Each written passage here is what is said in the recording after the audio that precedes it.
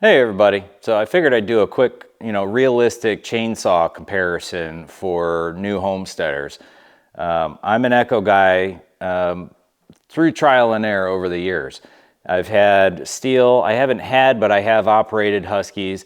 I have no issues with either of them as far as saws go. But the whole point of my channel, at least at this point, is for the realistic person, best bang for the buck. I like to buy quality. I do it as often as I can and as realistically as I can, but I'm not going to pay top dollar for something I don't quite need, if that makes sense. So I'm just going to cover Echo, Husky, and Stihl in this particular video. I know there's a dozen at least other chainsaw brands out there, and almost all of them will work. Personally, I'd stay away from the Polands, the Craftsmans, home lights. I've had those before, and they literally, every time I went to use it, I had to do something to it and work on it and struggle with it to even get it to run. These Echoes, Stihls, and Huskies generally don't have that issue. All right, so this Echo here, the CS400, I've had it for over 10 years now. I've never even pulled the carburetor off of it. I'm not scared to dig into carbs and clean them up. And even after sitting all winter, I live up north now, even after sitting for 4 to 6 months without running at all, I don't even put stabilizer in it. I still 3 pulls, but prime it, 3 pulls, boom, fires right up. I've upgraded. I had an Echo Timberwolf 590, and honestly, that one is, my #1 pick for the new homesteader.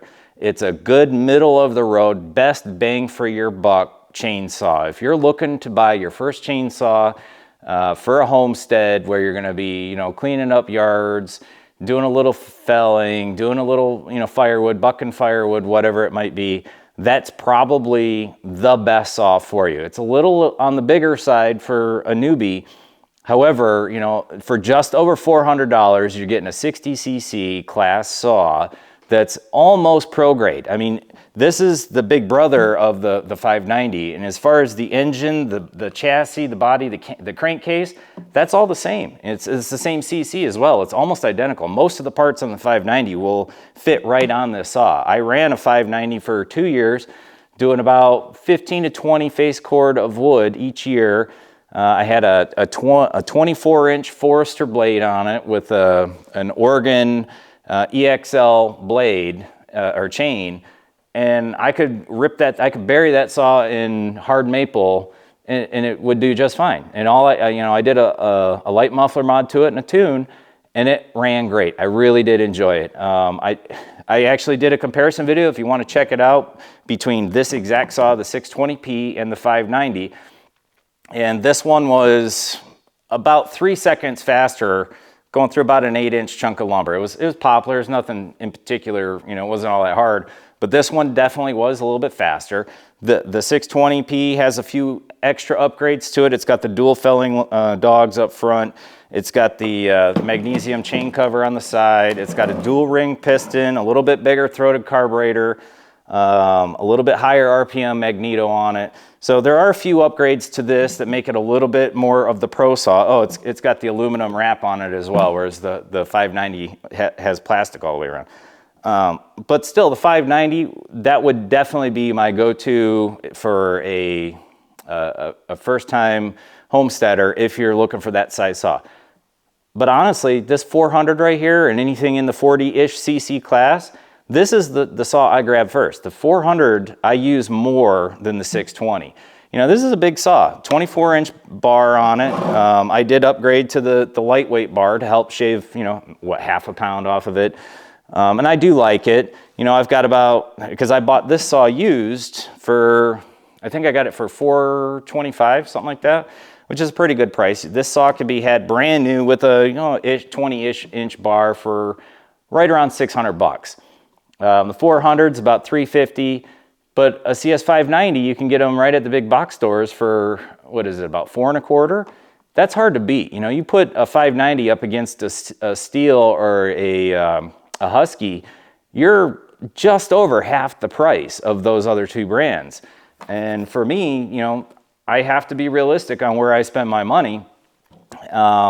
The other thing I don't like about Stihl particularly is they're proprietary. I work on all my own stuff, because I kind of need to, and I have to actually go to the Stihl dealership to buy my parts, which I find really, really frustrating. I can buy genuine OEM Shenandoah, I think that's how you pronounce it, Shenandoah. They make Echo, right? It's made in Japan.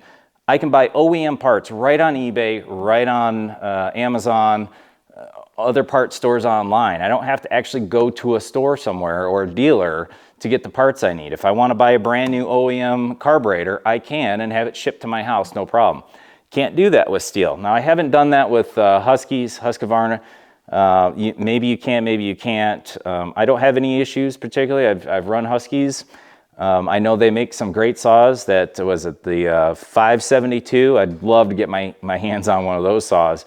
But you know, $1,300, you know, what am I doing that I need a $1,300 saw versus, you know, $500 that I have wrapped up, well, call it $600 with the bar and a couple extra chains and everything. You know, that's more than twice what I paid for this saw, and this saw is honestly more than I even need. Last summer, I cut about 95 face cord of wood, all with this guy, and holy crap, you know, I was cutting 20 to 24 inch maples, huge sugar maples, which is hard maple. This thing just, you know, like butter, right? Fantastic saw. But if you're just starting out, personally, I would recommend Echo. They're significantly cheaper than a Husqvarna or a Stihl in the same size bracket and quality. Echo makes a darn good product. If you look at most landscapers, what do they have on their trailers? Echo weed whips, Echo saws, Echo pruners, Echo blowers. You know, Echo makes a darn good product. And for a homeowner, you know, I'm starting to say realistic homesteader, it's hard to beat. It really is. And you can find them used on a marketplace all over. That's where I got this one.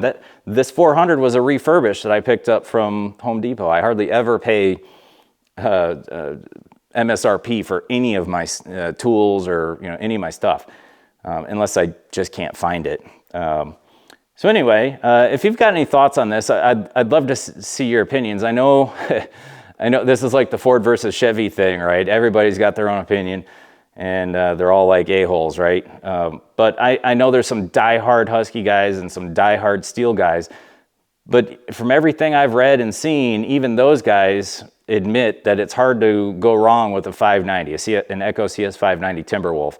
Just the bang for the buck you're getting, you know, like I said, it's just a little bit slower than this one, but it's still the same build quality on the inside, and it's only a little over $400. That's crazy good for what you're getting.